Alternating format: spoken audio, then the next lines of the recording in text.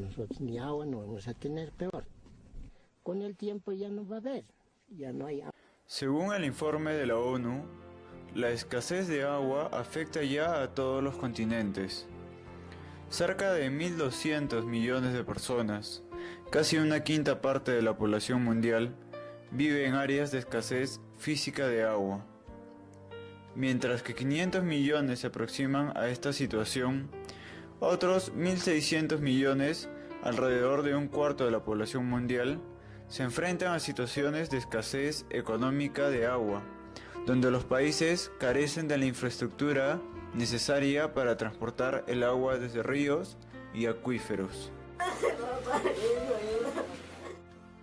3.900 niños por debajo de los 5 años mueren cada día por diarrea, debido a la falta de acceso a agua limpia e instalaciones sanitarias adecuadas en los países pobres del mundo.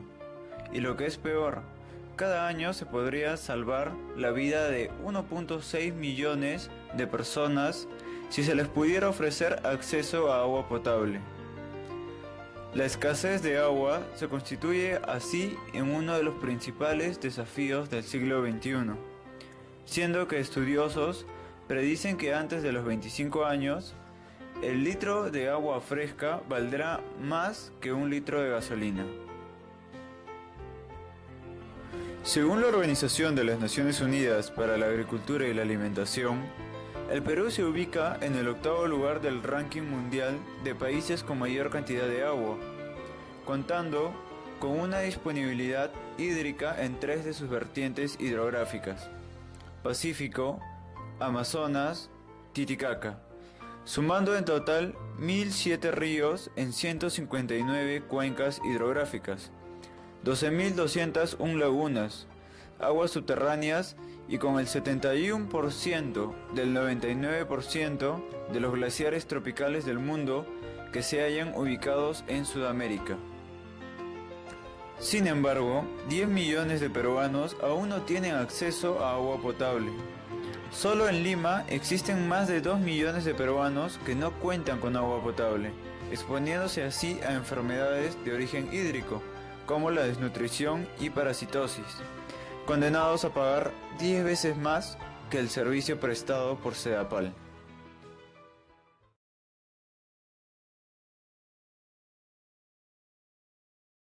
Las lomas son un ecosistema único en el mundo por sus formaciones vegetales producto de las nieblas invernales originadas en el Océano Pacífico. Se presentan desde la costa norte del Perú hasta el norte de Chile. Se desarrollan en laderas y quebradas pedregosas orientadas hacia el mar.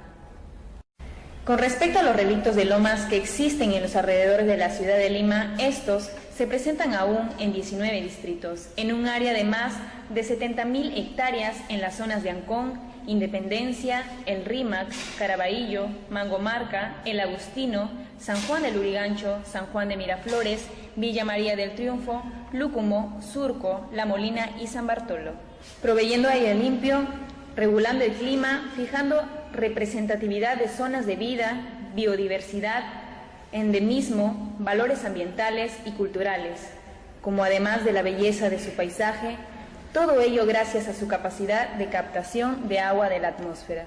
Todo el distrito de María del Triunfo se ha asentado sobre el loma.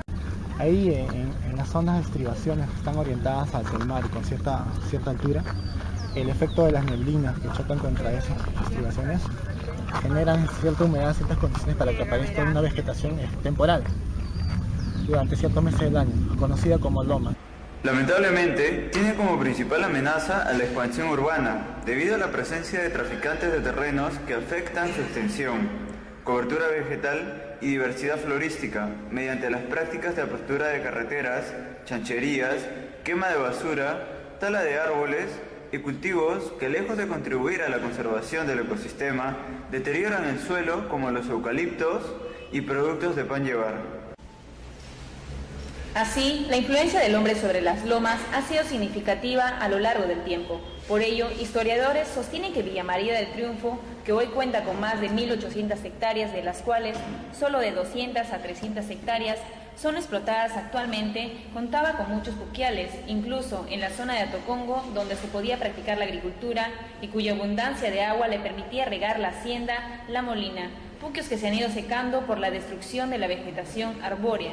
Las lomas de Villa María se encuentran ubicadas al sureste de la ciudad de Lima, en el distrito de Villa María del Triunfo. Presentan altitudes entre los 400 y 1000 metros y junto con las lomas de Lúcumo forman parte del antiguo sistema de lomas de Atocongo. La científica en el área de variabilidad y cambio climático, Yamina Silva, del Instituto Geofísico del Perú, sostiene que la humedad del clima en Lima alcanza de 90 a 95% aproximadamente, a pesar de la existencia de zonas secas sin lluvia, destacando las lomas de Villa María del Triunfo, la misma que conserva en su territorio el ecosistema denominado Lomas, considerada la más húmeda de la costa central y sur, pues de acuerdo a su tipografía alcanza una saturación del 100%. La distribución de los climas en la Tierra está condicionada por una serie de factores que influyen en las precipitaciones de cada zona.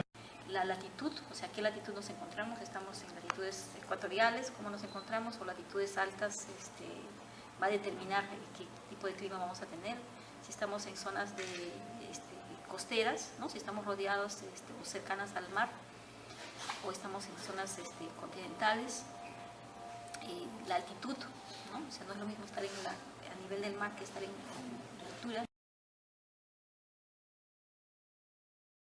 El clima de Lima no ha variado desde hace 10.000 años. El año 1700, que dice que las lomas de Villa María, que en esa época se conocían como lomas de Atocongo, producían cantidad de agua.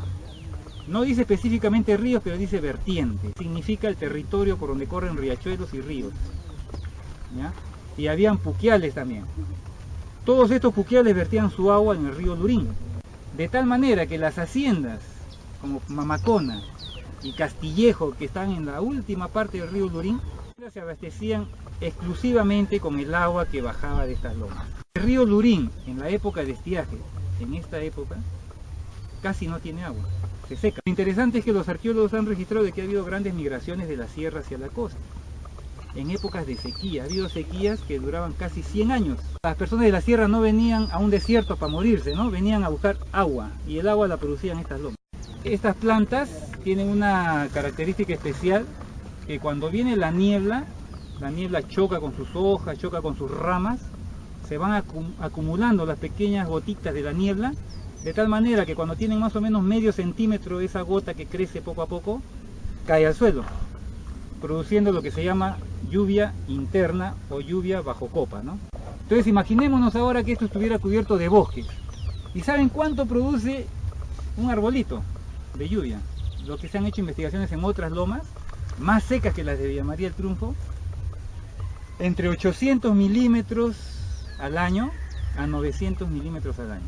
¿Qué significa eso? Vamos a traducirlo al castellano. 800 mililitros significa 800 litros que cae durante un año en un metro cuadrado. Si dibujamos un metro acá, ¿no? Hacemos un cuadrado. Aquí aproximadamente cae cerca de 1 tonelada de agua durante un año, ¿ya? Debajo de un árbol. Esa lluvia es semejante a la que se da en la sierra y en la ceja de selva. En la sierra hay lluvias de 700 milímetros y un poquito más, ¿no? Miren, 700 milímetros de lluvia que viene del cielo. Y las lomas pueden producir 800, o sea 100 veces más, y a veces hay años cuando se produce el fenómeno de la Niña que puede caer hasta 900 milímetros más. Hay 3 características principales de estos complejos ecosistémicos. Son estacionarios, probablemente lo que más las caracteriza. La mayor parte del año permanece sin aparente bioma, pero muchas especies, vegetales en general, permanecen en estado latente. Sin embargo, hay especies que solo se desarrollan durante la época seca de las lomas. La temporada verde de las lomas se inicia con el incremento de las neblinas en la zona costera. Son frágiles, se ven afectados notoriamente por los cambios climáticos y presentan muchas especies de plantas que son bioindicadores de las estaciones del año o del nivel de contaminación de la atmósfera o del suelo. Presentan una alta biodiversidad en sus 3 niveles: genética, entre especies y entre otros ecosistemas similares. Incluso entre lomas cercanas se pueden encontrar diferentes especies. Entre los principales especímenes tenemos Lirio de los Incas, presente en lomas de Caringa, Malanche y Villa María. Orégano de loma, presenta alta tolerancia a la salinidad, por lo que se le emplea en actividades de restauración y rehabilitación en zonas costeras. Presente en lomas de Lúcumo, Caraballo, Zorritos, Villa María y Retamal. Amancaes, flores terminales amarillas con color interior verdoso. Florece una vez al año durante un corto tiempo. Presente en lomas de Villa María y Paloma. Trompeta, planta bulbosa con flores anaranjadas con forma de trompeta cuando se abren. Es un indicador de la temporada de las lomas con su florecimiento. Presente en lomas de Lúcumo, Amancaes y Lapa Lapa. Manzanilla silvestre, importante debido a su información genética emparentada con la manzanilla comercial que empleamos. Presente en lomas de Caraballo, Lúcumo y Lurín. Oreja de ratón, flores de color azul. Cuando no es temporada de lomas, se les puede confundir con algunas poseas por el tipo de hoja para la linervia. Presente en lomas de Piura, Villa María y Pachacamac. Orquídea de lomas, flores cremosas y jaspeadas. Floración de un solo día durante estación cálida. Presente en lomas de Lúcumo, Villa María y Pachacamac. Aguaranté, es muy poco frecuente, pues es más de zonas andinas. Ha sido observada en lomas de Lúcumo y Retamal.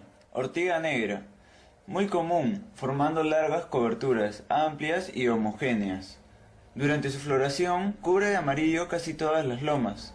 Su florecimiento suele indicar el fin de la temporada. Presente en lomas de Pachacamac, Villa María, Mangomarca, Caraballo y Zorritos. Nolana, de porte herbáceo y suculenta en zonas altas mayores de 600 metros. Los ejemplares varían considerablemente de tamaño debido a su particularidad como indicadores de lomas. Presente en lomas de Lúcumo, Amancaes y Villa María.